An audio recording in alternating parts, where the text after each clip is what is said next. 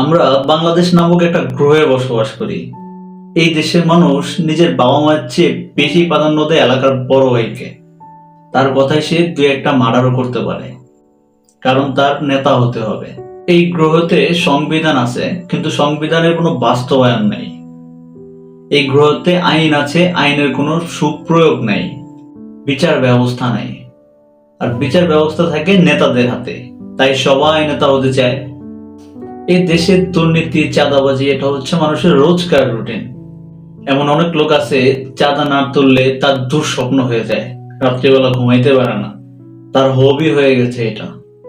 ওই যে আইন নেতাদের পকেটে, বড় ভাইয়ের পকেটে, সে যা খুশি তাই করতে পারে, কোনো প্রবলেম নাই।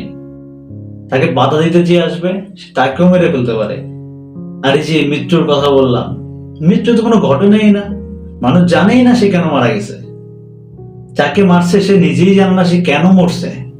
আর এই দেশে হত্যা মামলায় মানুষের জেল জরিমানা হয় না, বড় জোর 3 মাস জেল, তারপরে জামিনে বের হয়ে যায়।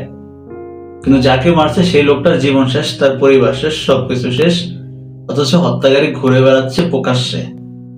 এই দেশে মেয়েরা হচ্ছে ভোগের পণ্য। ধর্ষণের তো কোনো বিচার হয় না, ধর্ষণকারী ওপেনে ঘুরে বেড়ায় আর মেয়েটার জীবন শেষ। এই দেশের টেন্ডারবাজির কোনো বিচার হয় না, কারণ এমপি মন্ত্রীরা থাকে তাদের পকেটে। এই দেশে রাস্তা কেটে খাল বানানো হয়, আর খাল কেটে রাস্তা বানানো হয়, মানুষকে লেজে গোবরে একটা বুঝ দেওয়া আর কি। এই দেশে নির্বাচন হয়, কিন্তু জনগণের ভোটের দরকার হয় না।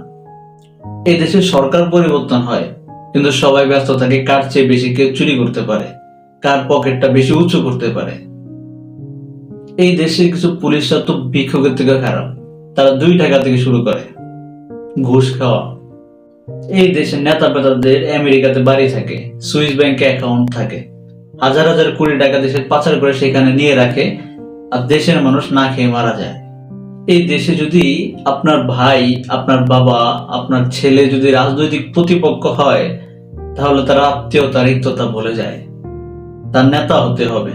আর এই নেতা হওয়ার তালে আমরা হারিয়েছি আমাদের সভ্যতা, আমাদের সংস্কৃতি, আমাদের সুন্দর সমাজ, হারিয়েছি আমাদের শান্তি। প্রশান্তি নিয়ে এখন আর ঘুমাইতে পারি না, রাস্তায় বেরোতে পারি না। আমার মা, আমার বোন নিরাপদ কিনা এই নিশ্চয়তা আমার নাই। রাস্তা থেকে বের হলে ঠিকঠাক মতো সুস্থ অবস্থায় বাসায় ফিরতে পারবো কিনা এই নিশ্চয়তা আমার নাই। যদি এই দেশের প্রতিটা মানুষের ক্ষমতা থাকতো, তারা এই দেশ ছেড়ে অন্য দেশে গিয়ে নিজের বাসস্থান নির্বাচন করত। কারণ এই দেশে মানুষ বাসযোগ্য না। এই দেশের বাতাস, প্রকৃতি সবকিছু দূষিত, অভিশাপে ভরা, মানুষের পাপে একদম পরিপূর্ণ হয়ে গেছে। আমরা আগামীর বাংলাদেশ, শান্তশিষ্ট ও সুন্দর বাংলাদেশ কামনা করছি। সবাই যার যার অবস্থান থেকে কঠোর হন, কাউকে প্রশ্রয় দেবেন না। এদেরকে প্রশ্রয় দিলে এরা আমাদের সমাজটা আরো নষ্ট করে ফেলবে। আগামীতে সুন্দর একটি বাংলাদেশ হবে, এটাই আমাদের কাম্য। আসসালামু আলাইকুম, আল্লাহ হাফেজ।